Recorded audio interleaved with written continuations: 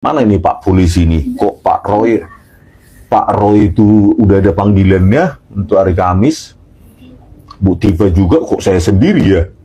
Ya harusnya saya yang paling pertama harusnya dipanggil, karena saya yang paling keras mengatakan bahwa berdasarkan ya kesesuaian teknologi yang memiliki keterikatan ruang dan waktu, maka 11.000 triliun persen lembar pengesahan skripsi Joko Widodo pasti palsu, gitu ya.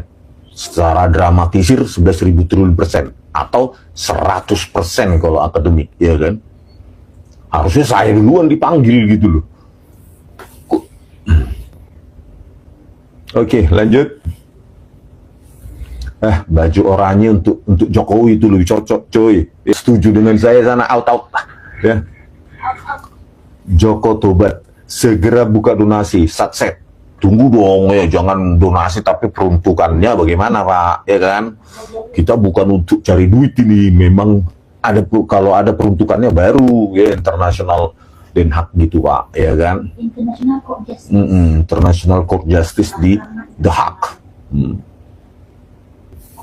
M Project Iriana drop out Unmu, Jokowi drop out UGM, juga kehamilan anak pertama penyebabnya karena semua data biografi mengarah ke situ. Masa sih Pak? Saya nggak tahu sih itu. Kita fokus Pak Jokowi. Kita fokus Pak Jokowi aja ya. Bu Iriana, waduh perlu penelitian lagi tuh yang lain-lainnya.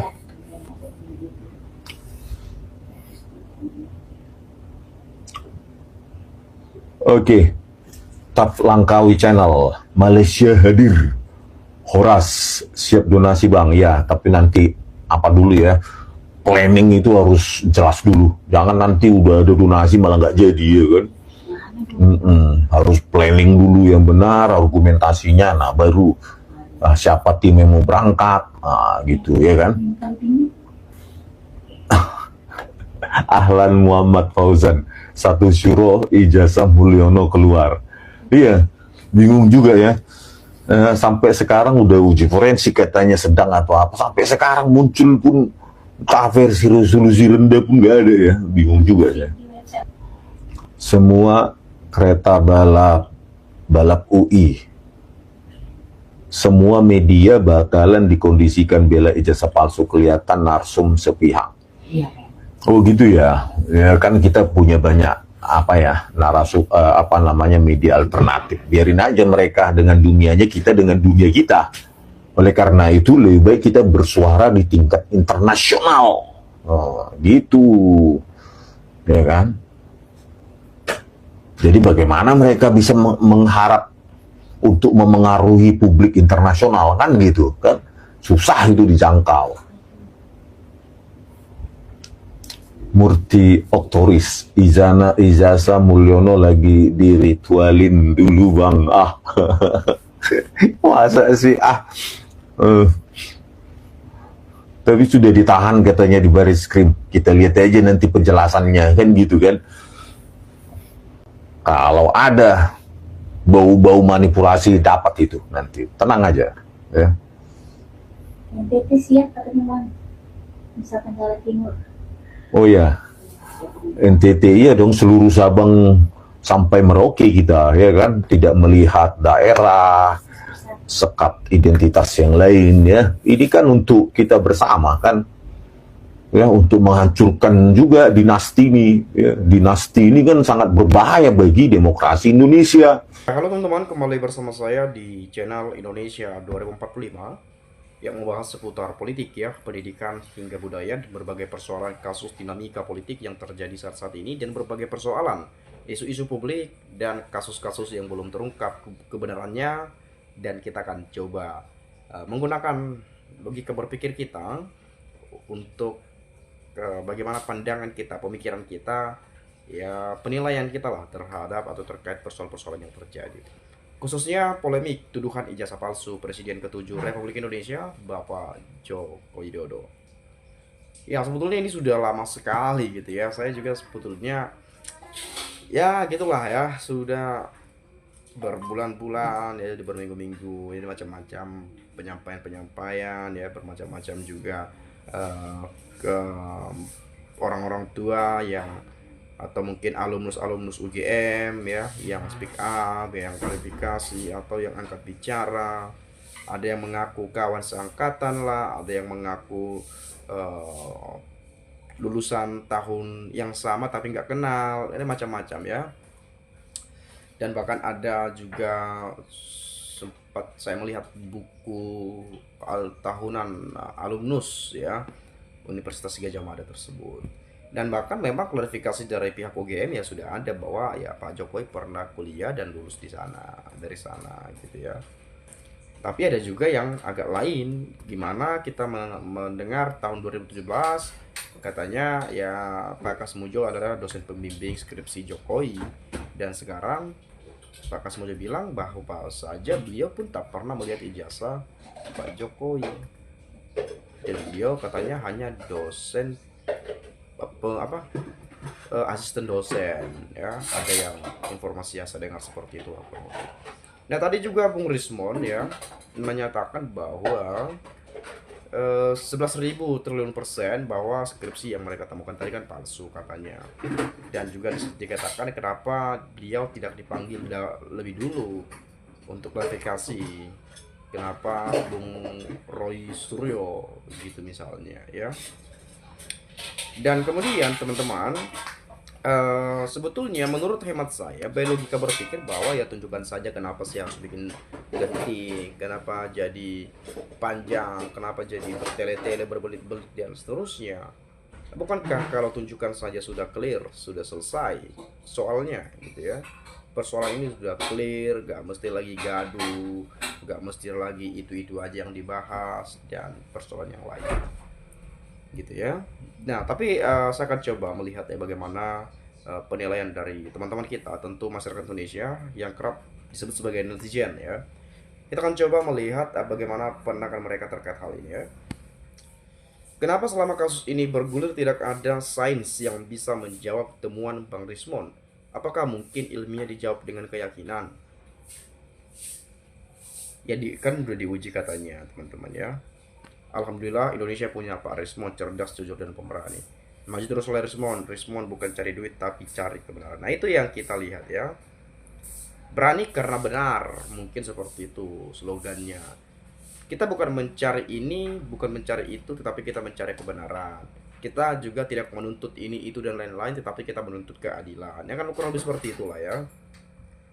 Nah kemudian Bang Rismon maju terus Bang. Yakinlah puluhan juta orang jujur dan cerdas support abang. Rakyat sudah muak dengan kebohongan. Nah sebetulnya kita nggak tahu siapa yang bohong, siapa yang nggak bohong, siapa yang jujur, siapa yang tidak jujur. Tetapi kalau melihat dan menilai persoalan ini tentu ya ada kemungkinan tadi. Banyak tanda tanya yang mungkin muncul di benak pikiran kita. Kenapa kalau punya asli kenapa tidak ditunjukkan?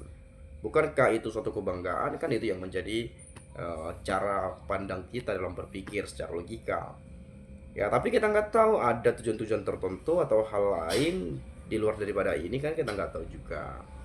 Dan harapan kita memang ini diusut terus sampai tuntas ya, bukan karena kita tidak suka dengan si A, bukan kita berpihak dengan si B, bukan berpihak dengan si C, si D, dan sampai Z pun sekalipun itu yang bukan terkait hal itu. Tapi kita ingin mencari tahu kebenarannya karena ini sudah sempat dipersoalkan, dibawa ke ranah hukum ya, jangan sampai nanggung, dituntaskan sampai ijazah itu keluar yang aslinya. Kurang lebih seperti itulah menurut pandangan hemat saya ya.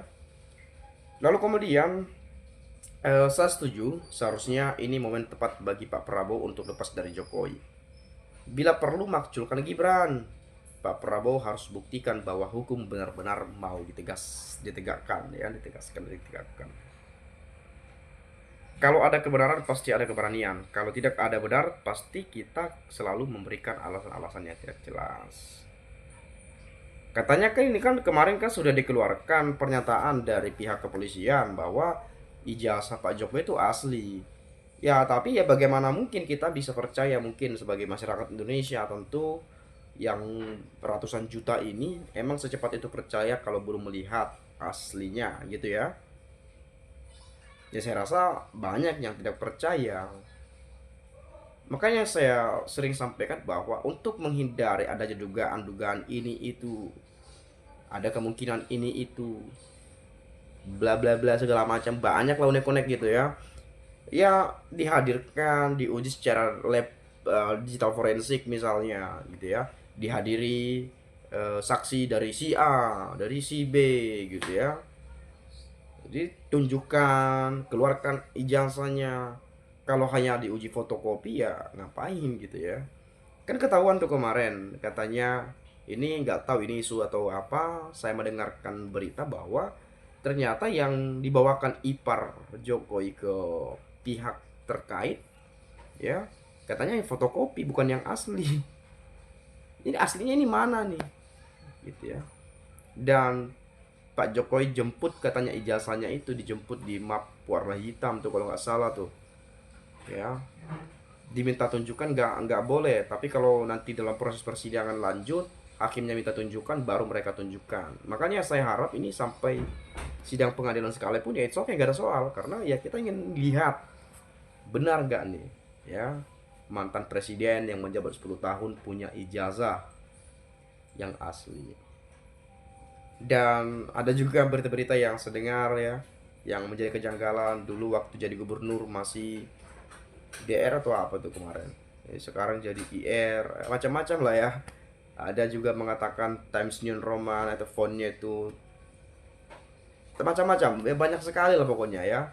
Belum lagi ada dari ilmu kedokteran, dari foto itu orang yang berbeda, dari bentuk rahang, bibir ya, apalagi apa namanya ini, di bagian mata, di bagian telinga, macam-macam penilaian. Dan kita nggak boleh menyalahkan penilaian itu, Pak. Itu kan secara keilmuan mereka ya diungkap ya, begini loh, ini.